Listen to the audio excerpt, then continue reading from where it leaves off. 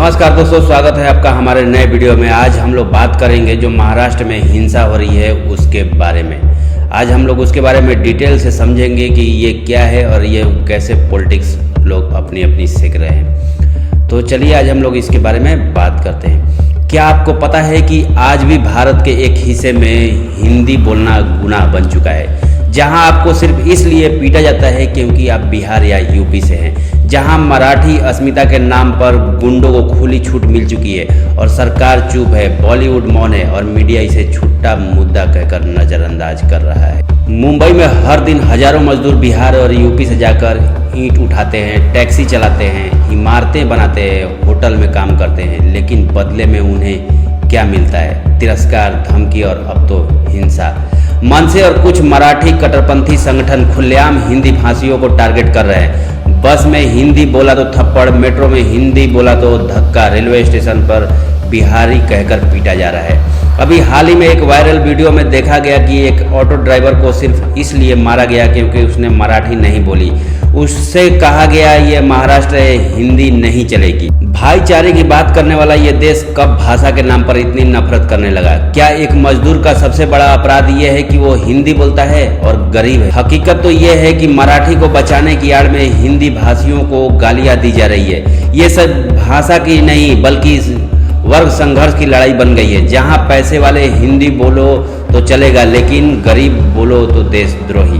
क्या यही महाराष्ट्र की संस्कृति है जो बाहरी कहकर अपने ही देशवासियों को बेइज्जत करे? क्या मुंबई पर अब सिर्फ मराठी का अधिकार है? मुंबई जिसे माया नगरी कहते हैं, जहां हर हिंदी गाना, हर फिल्म, हर डायलॉग करोड़ों कमाता है, वही मुंबई आज हिंदी भाषियों को निकाल बाहर करने की बात कर रही है। तो क्यों न ये जो नेता और गुंडा सड़क पर घूम रहे हैं, जो हिंदी का विरोध कर रहे हैं, बॉलीवुड को वहां से बाहर कर। बॉलीवुड के मौन पर, बॉलीवुड के नाम पर ये क्यों चुप हो जाते हैं? क्योंकि वहां से उन्हें करोड़ों की आमदनी होती है, इसलिए।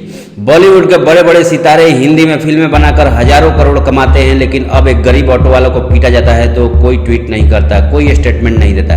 क्या बॉलीवुड सिर्फ पैसों के लिए हिंदी बोलता है? क्या वहाँ की हिंदी सिर्फ रॉयल्टी के लिए है, जमीनी लोगों के लिए नहीं? महाराष्ट्र सरकार में बैठे लोग इन हमलों पर चुप क्यों है? क्या मन से शिवसेना और बाकी संगठन कानून से ऊपर हो गए हैं? अगर उत्तर भारतीय किसी राज्य में मराठी भाषियों के साथ ऐसा होता तो मीडिया और राजनीति आसमान सिर पर उठा लेती, लेकिन यहाँ हिंदी भाषी गरीब है, मजदूर है, तो इनके लिए कोई आवाज नहीं उठाता।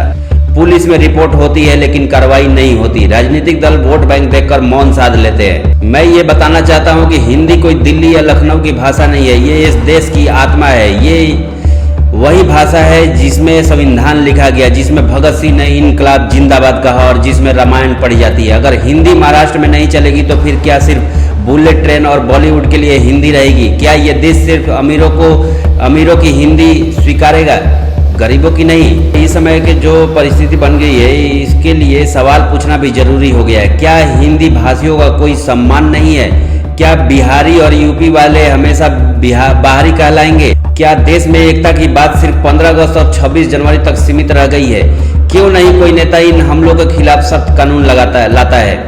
क्यों नहीं बॉलीवुड को मुंबई छोड़कर कहीं और शिफ्ट कर देना चाहिए? अगर आज आप हिंदी बोलने वालों पर चुप रहेंगे तो कल आपकी बारी भी आ सकती है। भारत भाषा से नहीं बढ़ता, भारत जुड़ता है। और अगर आप भारत को जोड़ना चाहते हैं तो हर मजदूर, हर छात्र, हर हिंदी भाषी को भी पूरा सम्मान देना होगा।